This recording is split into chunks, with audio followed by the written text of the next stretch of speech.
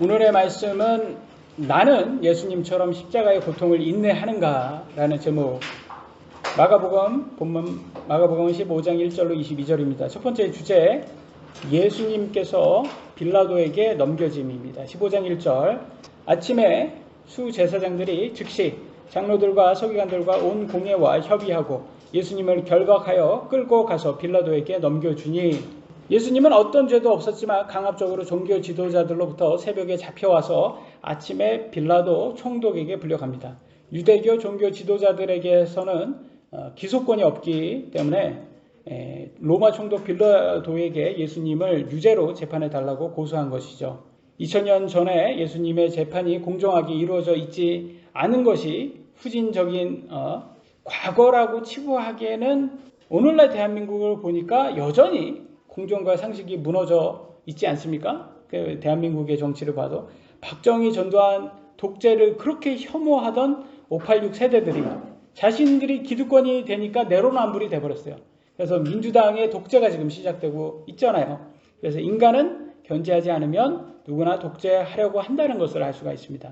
오직 예수님께서 재림하셔야, 그리고 천년 왕국으로 통치하셔야지 공정한 국가가 되지, 사람은 역시 견제가 필요하다는 것을 알 수 있죠. 2절 보겠습니다. 빌라도가 그분께 묻되 너가 유대인들의 왕이냐 하매 그분께서 대답하여 그에게 이르시되 너가 그렇게 말하는도다 하시니라. 좀 재밌죠, 대답이. 야, 너가 그렇게 말한다, 이렇게 하십니다. 로마의 속국인 유대는 로마의 허락 없이는 누구도 왕이 될 수가 없어요. 누가 자신을 유대 왕이라 하면 로마의 허락 없이, 그럼 반역이기 때문에 영모로 사형당할 수가 있어요. 그래서 빌라도는 유대 종교 지도자들이 예수님을 영모죄로 고소한 것을 알고 있기 때문에 지금 묻고 있는 겁니다. 그런데 예수님께서는 지혜롭게 너가 그렇게 말한다고 간접적으로 대답을 합니다. 우리들도 누가 여러분을 고소하려고 할 때 항상 역으로 질문하시면 좋습니다. 이렇게. 왜냐하면 그들은 없던 죄도 만들어서 고소할 것이기 때문에 역 질문을 하는 예수님의 지혜를 닮아가는 게 좋은 것 같습니다. 예수님을 믿는다는 이유로 우리들도 언제든지 억울한 일을 당할 수 있다는 것과 성경에서 말을 하고 있어요. 3절 보겠습니다. 수제사장들이 많은 일로 그분을 고소하나 그분께서 아무것도 대답하지 아니하시므로. 그죠? 예수님은 지금 묵비권을 행사하시고 계세요. 그러니까 수제사장들은 답답해 죽으려고 하고 있습니다. 협박하는 사람들에게서는 그들이 원하는 대답 대신 묵비권이라는 좋은 답을 하지 않는 게 오히려 좋을 때가 많다는 거예요. 여러분 어떠세요? 직장 상사가 막 잔소리를 합니다. 그럴 때는 뭐를 해야 돼요? 이 묵비권을 행사하시는 게 좋은 거예요. 왜 묵비권을 행사하면 좋으냐면 거기에서 뭐 불공정하다 뭐 이렇게 따지는 것보다는 이렇게 하면 직장 상사가 막 화를 내면서 스스로 자기가 이제 말을 했으니까 화가 풀립니다. 그게 불평한다고 나중에 좋은 직원이라고 대우해 주지 않습니다. 오히려 입에 재갈을 물고 조용히 하고 있으면 큰 화를 면한다고 항상 성경은 말해주고 있어요. 야고보서 3장 3절에도 보라, 말들이 우리에게 순종하게 하려고 우리가 말들의 입에 재갈을 물리나니 이로써 우리가 그것들의 온 몸을 돌리느니라. 그 말은 뭐겠습니까? 우리의 육신도 마찬가지예요. 우리의 육신도 우리가 이 육신을 마음대로 조절하려면 말을 하지 않는 게 오히려 낫다라는 거예요. 불공평하다고 아무리 하소연해도 우리에게 닥치는 불행을 우리가 온전히 헤쳐나가는 데는 참 이렇게 외친다고 해결되지 않습니다. 그렇다고 외치세요. 하나님께만 외치세요. 사람한테 따져봤자 오히려 사람이 투덜이라고 오히려 우리를 비난할 때가 많습니다. 그럴 바에는 차라리 하소연은 하나님께 하세요. 하나님께. 그래서 우리는 사실 하나님께서 이런 여러 고난을 통해서 우리를 성장시키는 것을 볼 수가 있죠. 4절로 5절 다시 넘어가겠습니다. 마가복음 15장 4절로 5절. 빌라도가 다시 그분께 물어 이르되 너가 아무것도 대답하지 아니하느냐? 그들이 너를 대적하려고 얼마나 많은 것을 증언하는지 보라 하되 예수님께서 여전히 아무것도 대답하지 아니하시니 이에 빌라도가 이상히 여기더라. 로마인인 총독 빌라도가 보기에는 예수님은 무죄예요. 자기가 보기에는 유대교인이 아니기 때문에 종교적으로는 자기는 모르니까 예수님은 좀 무죄이고 억울할 것 같은데, 그러면 항변하는 게 보통 일인데 항변하지 않고 조용히 있잖아요. 그게 이상하게 여긴 거예요. 왜냐면 세상 사람들은 항변할 텐데. 그래서 이게 700년 전에 이미 예언되어 있습니다. 이사야서 53장 7절에 그는 학대를 당하고, 예수님이죠, 고난을 당하였어도 자기 입을 열지 아니하였으며, 그죠? 예수님은 입을 열지 않았답니다. 도살장으로 향하는 어린 양같이 끌려가며 털 깎는 자 앞에서 잠잠한 양같이 자기 입을 열지 아니하는도다. 여러분 삶에도 고난이 닥쳤을 때, 힘든 고통이 왔을 때, 뭐 병이라든지 이런 상황, 현상에서 왔을 때 좀 느낌이 어떤 느낌 들어요? 도살장에 끌려간다는 그런 느낌 들지 않으세요? 마치 저는 그런 느낌이 들 때가 많아요. 나는 너무 하기 싫어 죽겠는데 그냥 억지로 끌려가는 거예요. 근데 이것도 억지로 끌려가셔야 되는 거예요. 왜냐면 하나님께서 그걸 허락을 하시고 있기 때문에. 이게 이사야가 예언됐는데 예수님 태어나기 전 700년, 무려 700년 전에 예언된 말입니다. 그래서 참, 그러면 이렇게 좀 묵묵히 이렇게 말없이 이렇게 하지만 하나님께는 항변하셔도 돼요. 하나님, 저 억울합니다. 불공평합니다. 그러면서 그렇게 외치면서 하나님하고 관계를 회복할 수가 있는 거예요. 왜냐면 사실 이렇게 일이 잘 풀리고 그러면 하나님 잘 안 찾아요. 우리 인간이라는 존재가 그래요. 그렇지 않습니까, 여러분? 뭐 좀 뭔가 문제가 있어야지 그때 하나님 찾지. 뭐 잘 되면 하나님 잘 안 찾습니다. 그런데 그러면서 하나님한테 억울합니다. 왜 저한테만 이런 일이 생깁니까? 불평불만 하시라는 거예요. 근데 항상 우리가 그러잖아요. 우리 육신이 똑같아요.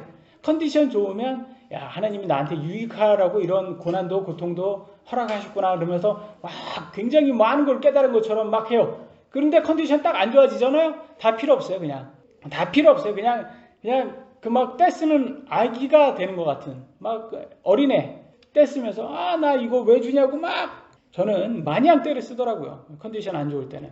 그래서 참 제 자신을 보면서 인간은 참 모순 덩어리구나, 내로남불과 같다라는 생각이 들어요.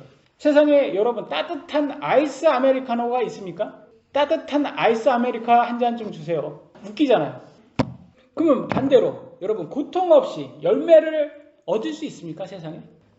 No pain, no gain이라는 유명한 말이 있듯이 고통 없이는 얻는 게 없어요.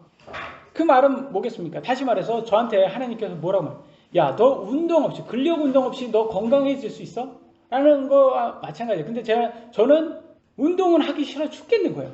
근데 몸은 건강해지고 싶은 욕심은 누구나 다 있잖아요. 그러니까 이게 얼마나 모순 덩어리인 거예요. 그래서 제 자신을 보면서 내가 운동을 지금 하고 있는 거는 하나님의 은혜구나 라는 것을 매일 깨닫습니다. 다음 주제, 두 번째 주제는 예수님께서 바라바 대신 죽음에 넘겨진 6절입니다. 이제 그 명절이 되면 그들이 어떤 죄수를 요구하든지 그가 죄수 하나를 그들에게 놓아 주었더라. 이게 뭐예요? 오늘날로는 특별 사면이죠. 명절날 특정인에 대해서 형벌의 집행을 변제하는 제도. 무려 2000년 전 로마 시대 때부터 있었다는 걸 놀랍지 않습니까? 이런 면죄부가. 반면 오늘날은 오히려 더 좀 약간 민주주의가 후퇴되는 것 같아요. 이상하게 이게 종북 세력들이 북조선 아직도 북조선을 조선이 아직도 있잖아요. 북조선, 북한. 그쪽으로 그들을 추종하는 이 종북 세력들이 좀 나라를 독재하는 걸 보면 역시 인간은 절대 진보하지 못하는구나. 진짜 좌파 진보는 그들의 독재를 보면 진보가 아니라 태보구나 라는 생각이 많이 듭니다. 그래서 인간은 참 저 자신을 포함해서 역시 오류나 모순 덩어리라는 생각이 많이 듭니다. 7절 보겠습니다. 거기에 바라바라 하는 자가 있었는데 그는 자기와 함께 폭동을 일으킨 자들과 더불어 결박되었더라. 이게 더불어 나오면 이게 왠지 모르게 이게 기분이 싫어져요. 왜냐면 모르겠어요. 더불어 민주당 독재당이 생각이 나서 그런데 하여튼 더불어 나오면 싫어요. 저는. 그가 폭동 중에 살인을 저질렀더라. 그래서 또 TV까지 또 말썽이네요. 다시 나와라. 그러면 여러분 한번 보세요. 바라바가 오늘날 폭동을 일으켜서 살인까지 한 사람이에요. 근데 만약에 이런 사람이 있어요. 실제 있다고 생각 한번 해보세요. 근데 이 사람이 민주노총 간부라고 생각 한번 해보세요. 그럼 아마 구속되지 않을걸요? 아마 이렇게 바라바처럼. 독재 민주당은 공정상식이 통하지 않는, 왜냐면 자기들이 권력 잡아서 독재하면 살인자도 얼마든지 이렇게 바라바처럼 무죄로 만드는 집단이에요. 여러분, 제가 이거는 실제 작년에 있었던 사건인데 민노총 간부 3명이 북한 지령으로 간첩 활동을 하다가 한 사람은 15년 두 번째 사람은 7년, 세 번째 사람은 5년형 징역형을 받았어요. 근데 이거 뉴스에도 잘 안 나와요. 예? 반대였다고 생각을 했어요. 막 난리가 났을 거예요. 막 뉴스에서 막 어떻게 이렇게 간첩 활동을 할 수 있냐. 근데 이상하잖아요. 오늘날은 야 요즘 세상에 어디에 간첩이 있어? 간첩이 있다고 이렇게 잡혀가지고 지금 징역 이걸 받고 있는데 간첩이 없냐고요. 간첩이 있으니까 이렇게 잡혀가는 거 아닙니까? 징역형을 받는데도 간첩이 없다고 생각한다니까요. 그게 얼마나 어리석어요. 그리고 빨갱이 이런 말 하지 말라고 하는 저 그래가지고 얘네들이 빨갱이라는 말을 참 싫어하는구나 라는 생각이 들어요. 그럼 빨갱이 같은 짓을 하지 말던가. 참 얘네들은 간첩. 그래서 저는 참 민노총이 노동자 인권을 위장한 인권단체로 위장한 간첩 집단이 아닌가 아주 심히 의심스럽습니다. 8절 보겠습니다. 8절 무리가 크게 소리를 지르며 그가 자기들에게 해주던 대로 해줄 것을 그에게 요구하기 시작하거늘 선동하는 무리들은 공정상식 없습니다.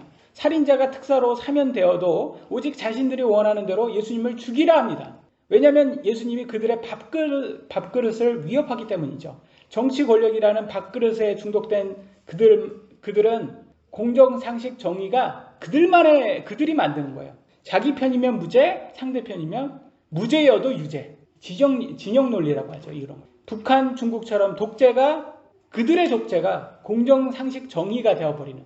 우리가 보기에는 독재인데 그들은 그게 공정상식 정의라고 말합니다. 그러니까 없는 거죠. 공정상식 정의가 없어지고 독재가 이루어지는 나라가 되어버리는 거죠. 우리도 홍콩처럼 될 수가 있는 거죠. 대한민국도.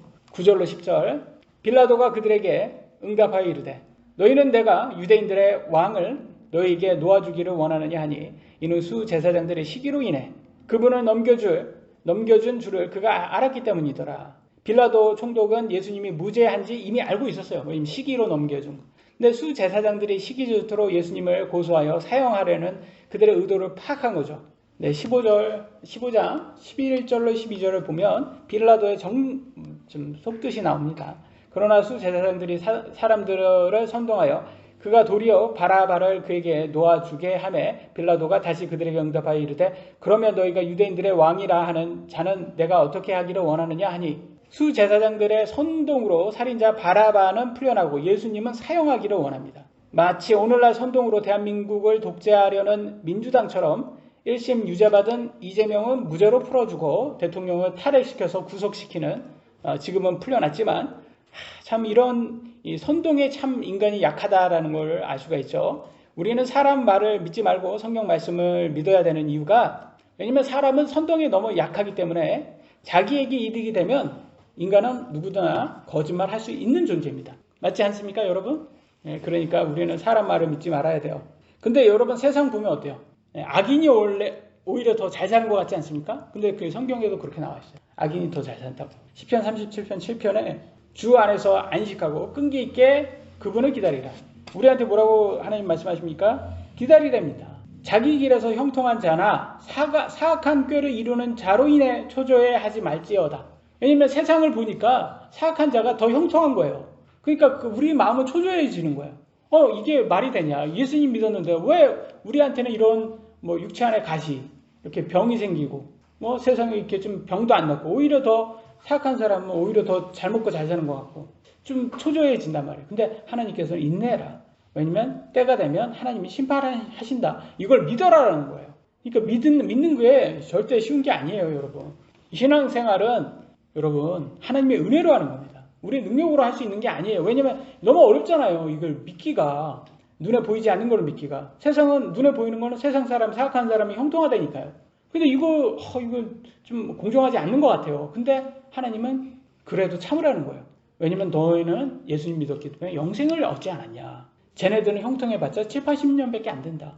이걸 믿어라라는 겁니다. 그러니까 믿음에게는 정말 큰 믿음이 필요하구나. 이게 아무나 하는 게 아니구나. 하나님의 은혜가 꼭 필요하구나라는 걸 깨닫게 되죠. 13절, 14절 가보면 이제 이 빌라도의 정체라고 할 수 있을까 나옵니다. 그들이 다시 소리를 지르며 그를 십자가에 못 박으소서 하매 빌라도가 그들에게 이르되 무슨 까닭이냐 그가 무슨 악한 일을 하였느냐 하니 그들이 더 심하게 소리를 지르며 그를 십자가에 못 박으소서 하니라. 보세요. 분명히 빌라도는 알고 있었어요. 근데도 계속 자극을 합니다. 쥐가 만약에 안다면 그러면 풀어줘야 될 거 아닙니까? 근데 계속 이걸로 가지고 좀 약간 딜을 하려고 하는 것 같아요.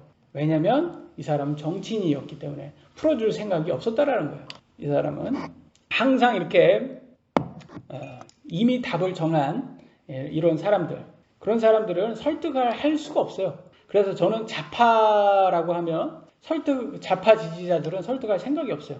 왜냐면 설득해도 안 돼요. 이 사람들은 이미. 그래서 그들은 뭐 하나님께서 자유의지를 줬기 때문에 그냥 존중할 뿐이지, 그들과 동의하지 않고 그냥 논쟁을 피하려 합니다. 왜냐면 성경에 나와 있거든요. 디모데후서 2장 23절. 그러나 어리석고 무식한 논쟁들을 피하라. 너가 알거니와 그것들은 다툼을 일으키느니라. 이렇게 좌파들하고 싸워봤자 이렇게 안 됩니다. 그래서 저는 그냥 그거에 대한 얘기를 하지 않아요. 왜냐면 제가 아는 또 미국 선교사도 한국 좌파 목사에게 세뇌를 당해서 좌파를 지지하는 그런 선교사가 있는데 굳이 얘기하지 않습니다. 왜냐면 논쟁과 다툼이 되기 때문에 사실 저는 제 몸 아픈 고통을 참는 것만으로도 충분히 힘듭니다. 어차피 판단을 하나님께서 하실 것이기 때문에 하나님께 모든 판단을 맡기는 게 맞다라고 성경은 말하죠. 15절 보겠습니다. 이에 빌라도가 그 사람들에게 만족을 주려고, 여기 나오잖아요. 만족을 주려고 바라바는 그들에게 놓아주고 예수님을 채찍질하고 십자가에 못 박게 넘겨주니라. 그러니까 바라바래요. 빌라도의 뭐라고 할까? 이 본심이 여기에 나오는 거예요. 그는 본심이 막 예수님의 무죄인 거를 다 아는 척 이렇게 하더니 결과적으로는 그들이 원하는 수제사장들이 원하는 대로 바라바를 풀어주고 예수님을 죽이잖아요. 사형시킵니다. 그러니까 이 사람은 뭐예요? 정치인이라는 거예요. 자기에게는 이득되면 얼마든지 취하는 정치인이라는 거예요. 그래서 여러분, 저는 이렇게 정치인들을 별로 안 믿습니다. 왜냐면 자기들의 입맛에 맞게 자기들의 원하면. 그래서 좌파 헌법재판관들 보세요. 얘네들은 그냥 우리 법 연구원 출신들이라고 하나요?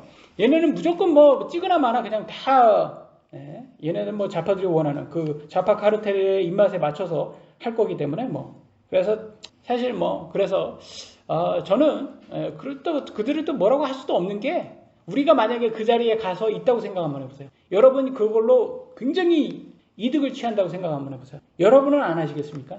여러분은 안 하시겠습니까? 라고 했을 때 제가 항상 말씀드리죠. 여러분이 김정은으로 태어나고 김정은처럼 잘하고 김정은처럼 북조선의 왕으로 그렇게 모든 거를 득사할 수 있다고 생각 한번 해보세요. 그럼 여러분은 안 하시겠냔 말이에요. 똑같을 거라는 말이에요. 인간이라는 게 이런 존재라는 거예요. 하나님을 두려워해야 겨우 바르게 사는 게 우리입니다. 하나님을 두려워하지 않으면 인간은 똑같아요. 죄인입니다. 마지막 주제, 군사들이 예수님을 조롱함. 16절로 17절입니다. 군사들이 그분을 끌고 프레토리움이라 하는 집회장으로 들어가 온 부대를 함께 모으고 자주색 옷을 그분께 입히며 가시나무로 관을 엮고 그분의 머리 위에 씌우고, 자주색 옷이라는 것은 이게 장군이라든지 왕들이 입는 옷의 색깔을 말한다고 합니다. 그러니까 좀 어떻게 보면 권위 있는 색인 거예요. 자주색 옷이. 근데 왕관을 씌우는데 왕관을 뭘로 만들어요? 가시관으로 만들어요. 뭐예요 이게? 조롱하려는 거예요. 이게 오히려 핍박하려는 거죠. 그러면서 야, 너가 왕이야? 그러면 내가 왕처럼 너 옷을 입혀줄게. 내가 너의 머리를 아프게 하는 가시로 내가 너 찔러주셔서 가시관으로 만들어줄게. 어때? 지금도 왕이라고 생각해? 아직도 정신 못 차리지? 라는 식으로 이렇게 조롱하고 있는 거예요. 군사들이. 예수님께서는 이런 모욕적인 수치를 다 십자가에서 가기 전에 이런 걸 당합니다. 그러니까 십자가의 고통 얼마나 이렇게 치욕적입니까? 이걸 당하셨다는 거예요. 그것도 그분이 세상의 창조주신데. 그러니까 이것은 우리가 상상할 수가 없는 거예요. 이건 피조물인 우리도 이걸 감당하기 힘든데 창조자가 이걸 감당한다는 거예요. 여러분이 창조자라고 생각해 보세요. 여러분은 감당하시겠습니까? 이걸? 안 하죠, 당연히. 근데 우리 하나님은 이걸 하신 거예요. 예수님은 하나님이 육신을 갖고 오신 예수님, 하나님이에요. 예수님은. 그러니까 동일하신 분이죠. 근데 그 창조주께서 이걸 하셨다라는 거예요. 이런 수치를. 그러니까 우리도 예수님을 믿는다라는 것은, 크리스찬이라는 것은 크라이스트 라이크, 예수님을 닮는 사람들이라는 거잖아요. 그러니까 우리도 예수님을 닮으려면 이런 수치를 당해도 잘 극복해야 된다는 것을 이제 예수님이 실천하면서 모범적인 그런 순종으로 우리에게 보여주는 거죠. 우리에게 가르쳐 주는 겁니다. 너네들도 당할 수 있다. 그래서 잘 참아라. 18절 19절 그분께 경례하기 시작하며 이르되 만세 유대인들의 왕이여 하고 조롱하는 거죠. 갈대로 그분의 머리를 치며 그분께 침을 뱉고 무릎을 꿇어 그분께 경배하더라. 이게 무슨 존경하는 것처럼 행하는데 뭐 하는 거예요? 치욕을 주는 거잖아요. 가장 치욕을 주는 겁니다. 또 유명한 또 치욕을 주는 행위가 있는 게 뭐냐면 마태복음 5장 39절에 나오는 거. 나는 너에게 이르노니 너희는 악에게 맞서지 말라. 누구든지 너 오른뺨을 치거든 그에게 다른 뺨도 돌려대며라고 말합니다. 옛날에는 오른손잡이가 당연한 거였어요. 왼손잡이는 거의 없었어요. 그리고 잘 허락하지 않아요. 그러니까 오른손으로 사용하겠죠. 여러분 오른손으로 상대방의 뺨을 칩니다. 그러면 상대방의 뺨은 오른뺨일까요? 왼뺨일까요? 왼뺨이야. 근데 여기 보면 오른뺨을 치거든이라고 말했어요. 그 말은 뭐겠습니까? 오른뺨을 오른손으로 어떻게 칠까요?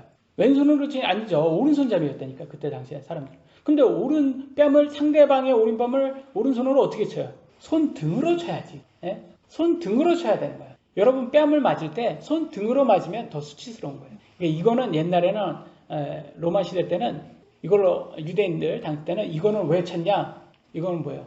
너 나보다 낮은 존재야. 넌 종이야 나보다. 낮은 계급이야. 이걸 알려주려고 이렇게 치는 거예요. 이게. 기분 나쁘게 치는 거예요. 이게. 그러니까 아프게 치는 게 아니라 기분 나쁘라고 치는 거예요. 이게. 수치 주려고 치는 거예요. 그래 오른뺨을 딱 맞잖아요. 그럴 때 왼뺨을 딱 대잖아요. 그러면 왼뺨을 치면 어떻게 하는 거예요? 왼뺨을 이렇게 쳐야 되잖아요. 그래서 어떻게 보면 이게 하나의 뭐예요? 나는 당신과 동일한 존재입니다. 왜냐면 이제 여기에서는 왼뺨을 맞으면 이제 동등한 존재가 되는 거잖아요. 낮은 존재가 아니라. 그러니까 어떻게 보면 예수님께서 이제 좀 약간 좀 대드는 거 비슷한 것 같긴 한데 뺨을 맞는 거니까 대드는 건 아니잖아요. 근데 왼뺨을 이렇게 손등으로 딱 맞았을 때 왼밤을 딱 대가지고 한 대를 더 맞아봐요. 그러면 그 사람한테 뭐를 지금 어필하는 거예요? 나는 비록 당신과 맞지만 하나님께서 우리 모두를 창조한 우리는 동등한 피조물입니다. 라는 것을 인간은 다 동등합니다. 라는 것을 보여주는 거죠. 그래서 참 하나님께서 이 인권에 대해서 이렇게 좀 이렇게 재미있게 말씀하신 거죠. 그래서 여러분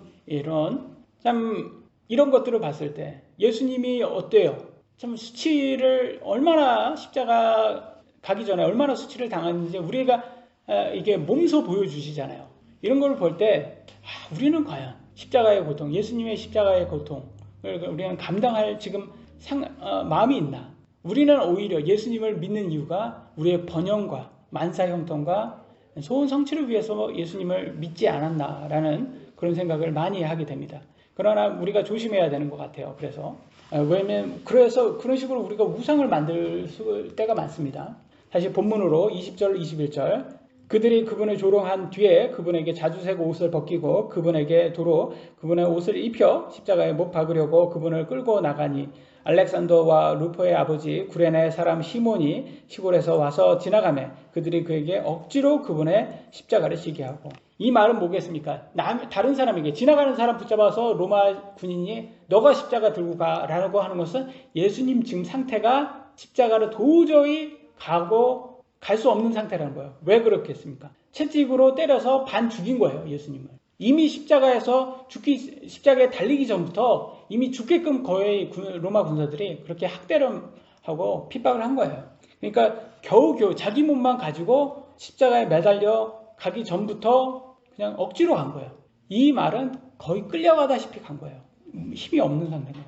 그러니까 우리도 그런 것 같아요. 우리도 여러분 고통이 들을 때 여러분 어때요? 내가 가는 게 아니에요. 그냥 끌려가는 거예요. 왜냐면 이게 고통이 우리한테 찾아오면 휩쓸면 어둠이 찾아오고 그러면 우리가 감당하기엔 너무 어려워요. 그냥 끌려가는 거예요. 그냥 겨우 처참하게 그냥 학살당한 것처럼. 실제로 예수님은 다른 강도하고 같이 이제 못 박혀 죽는데 제일 먼저 죽으십니다. 그 말은 뭐겠습니까? 그 전부터 이미 거의 죽으실 만큼 그렇게 매를 맞았다라는 것을 증명하는 거죠. 그래가지고 참 저는 그런 생각이 들어요. 이렇게 막 너무 고통스러울 때는 내가 이렇게 고통스러운 걸 미리 알았다면, 내가 예수님 믿기 전에 미리 알았다면 내가 예수님 안 믿었을 텐데, 이런 생각도 할 때가 있어요. 왜냐면 너무 힘드니까 지금. 근데 사실 거꾸로 한번 생각을 해요. 그러면 예수님 안 믿었다고 그러면 고통스럽지 않다라는 그런 게 보장이 있을까요? 그런 삶이? 아닐 거예요라는 거죠. 그래서 실제 세상을 보세요. 세상 보면 예수님이 안 믿은 사람들이 거의 뭘로 지금 도피하고 있습니까? 술에 도피하고 있잖아요. 알코올 중독이 돼가지고 다 예수님 대신 알코올에 중독돼서 오히려 처음보다 더 끝이 더 안 좋게 되는 그런 삶을 살단 말이에요. 그러니까 저도 만약에 예수님을 믿지 않고 그런 삶을 살았다면 아마 알코올 중독자가 되지 않았을까 그런 생각도 합니다. 그래서 우리가 지금 예수님 믿고 지금 삶이 힘든 것에 대해서 뭐 이런저런 생각 많이 들고 욥이 될 때도 있고 예레미야가 될 때도 있고 뭐 모세나 요나나 엘리야처럼 당장 나를 죽여달라고 뭐 이렇게 할 때가 많아요. 그럴 때 우리가 할 수 있는 거는 그냥 끌려가는 거예요. 그냥 마지못해서 죽지 못해서 그냥 끌려가는 거예요. 그러다 보면 하나님의 때가 오겠죠.